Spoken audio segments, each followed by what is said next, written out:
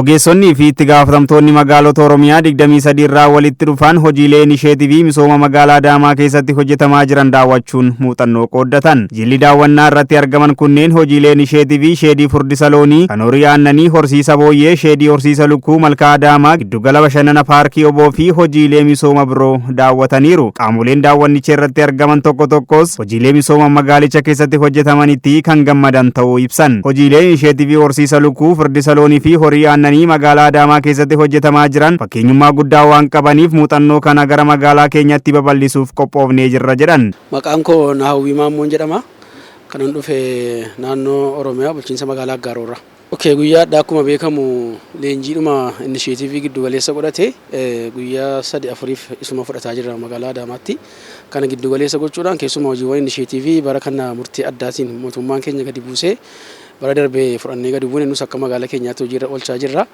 Daran kan bulchiinsa magaalaa Adaamaatti arguu yaalee waan qabatamaan karooraan gadi nu kenname sana lafarra bu'ee arguudhaa fi arguu qofa osoo hin ta'in karaa istaandaardii kaa'ame sanaan hojiiwwan inisheetivii gama horsiisa loonii, horsiisa furdisaatiin, aannaniin horiitiinis akkasumas gama lukkuutiinis inisheetiviiwwan paarkiiwwan adda addaatiinis karaa qabatamaa ta'een biyyattiin kun gara kamitti deemaa jirti. Magaalli kun keessumaa hojiiwwan bara kana hojjetan keessatti hojiiwwan addaa nullee muuxannoo ta'ee gara magaalaa keenyaatti illee fudhannee deemnee itti fayyadamuu dandeenyuu fi nullee eessa jirra kan jedhu fakkeenyaaf akka magaalaa Aggaarotti waan baay'ee hojjenneera nus karoora keenya guutummaan guuttachuu dandeenya raawwannee jirra. Keessumaa horsiisa aannanii, sa'a aannanii, furdisaa wajjin, lukkuu wajjin akkasumas industirii godoo wajjin, dammaa wajjin waa baay'ee deemneera paarkii illee dabalatee jechuudha. Haa ta'u garuu akka magaalaa Adaamaatti immoo wanti nu asirratti agarre gara magaalaa keenyaatti immoo qabatama goone waan sana moderate goone nus fooyyessine karaa sanaan karaa qabatama qabuun hojiirra oolchuudhaaf waan baay'ee abdii namatti tolu argine. Hojiilee inisheetivii kanneen milkeessuun kan danda'amu baajeta mootummaa qofa osoo hin taane hirmaannaa uummataatiin waan ta'eef hawaasa abboomsuun karoora mootummaa ni milkeessina jedhan qaamoleen daawwannicha irratti argaman kunneen. Akka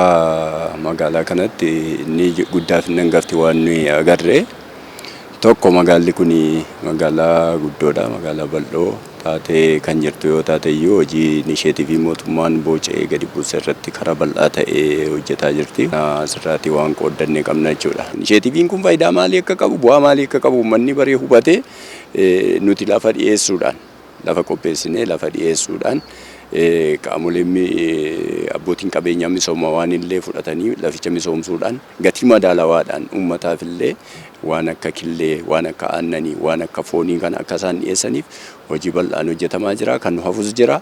Muuxannoo asirraa sheer godhanneen immoo dhannee uummata keenya hirmaachisuudhaan caalmaatti karoora bara 2017 milkeessuudhaaf hin hojjenna kan jedhuun qabaacha. Itti aanaan hojii gaggeessaa mana qopheessaa fi itti gaafatamaan damee bu'uuraalee misoomaa obbo Haayiluu Baalchaa kaayyoon daawwannaa kanaa inni ijoon hojiileen inisheetivii misoomaa fayyadamummaa uummataa mirkaneessan hirmaannaa uummataa fi baajeta mootummaatiin magaalicha keessatti hojjetamanii fi hojjetamaa jiran ogeessota ministeera qonnaa itti gaafatamtoota magaalota Oromiyaa 23 guyyoota 3 Adaamaatti leenjii irra turaniif daawwannaa muuxannoo qooduuf gaggeeffamedha jedhan.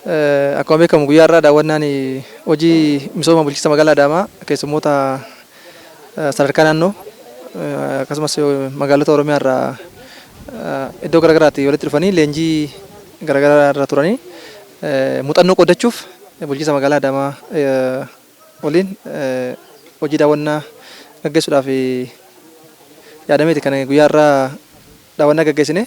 Kunis hojii gaggeessitoota magaalota 23 fi akkasumas itti gaafatamtoota waajjira qonna magaalota 23ti. Hooggansa olaanoo naannoo fi ogeessota sadarkaa ministeera qonnaa federaalatti irraa warra dhufaniin daawwannaan hojii misooma magaalaa tokko inisheetivii bulchiinsi magaalaa hojjechaa jiru daawwannaa taasifamedha. Magaalaa Adaamaa keessatti inisheetiviin fayyadamummaa uummataa mirkaneessan hedduun magaalicha keessatti gaggeeffamaa jiran kilaastara horsiisa lukkuu, furdisa loonii, horii aannanii fi hojiileen biroo irratti hojjetamaa jiran hawaasni wabii nyaataan of danda'uu irra darbee dargaggoota hedduuf carraa hojii kan uume ta'us ibsaniiru. Magaalaa Adaamaa jalqaba tures ka'umsi akka magaalaatti ture milkaa'ina sadarkaa ammaatti yookiin immoo sadarkaa kanatti dhufamee fi iddoo olaanaa akka ta'e yaadota keessummoonni kaasaa turerra hubannee jirra. Kunis gara fuulduraa kana caalaa bulchiinsi magaalaa hojiiwwan fayyadamummaa uummataa mirkaneessan keessattuu galmoota gurguddoo magaalota afran milkeessuu danda'an keessaa tokko wabii nyaataa mirkaneessuudha.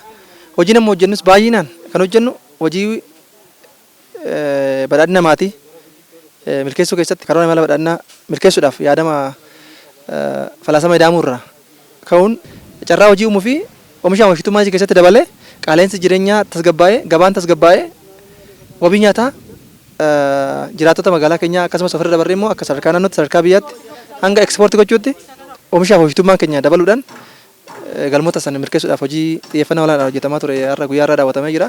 Hunda caalaa gara fuula duraattis magaalaan Adaamaa giddugala muuxannoo akka taatuuf cimnee ni hojjennas jedhan obbo Haayiluun. Walumaa galatti daawwannaan guyyaa irraa magaalota Oromiyaa gurguddoo jedhamaniif muuxannoo guddaa kan dabarse sadarkaa naannoottis ergaa guddaa kan keessummoonni irraa fudhatanii fi gara fuulduraattis magaalaa Adaamaa giddugala muuxannoo taatee muuxannoo godhuudhaan naannoo Oromiyaatiif biyyaaf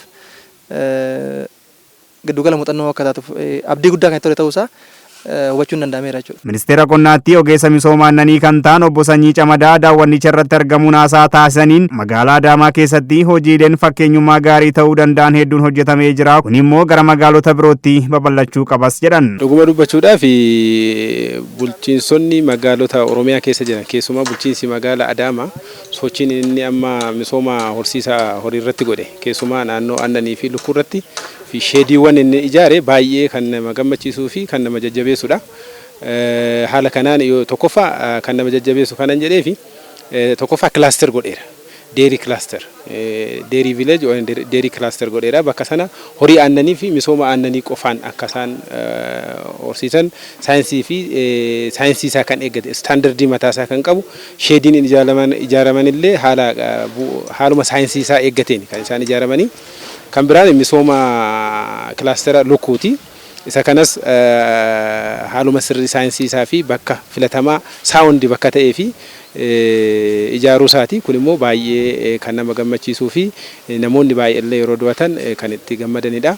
Nuti illee kanarratti teeknikaaliif ta'e faayinaanshaali sappoortii gochuu akka dandeenyu wantoonni nutti mul'isan jiru. Kanaaf gara fuulduraattis kan isaan wajjin deeggarree kan hojjennu ta'a jechuudha.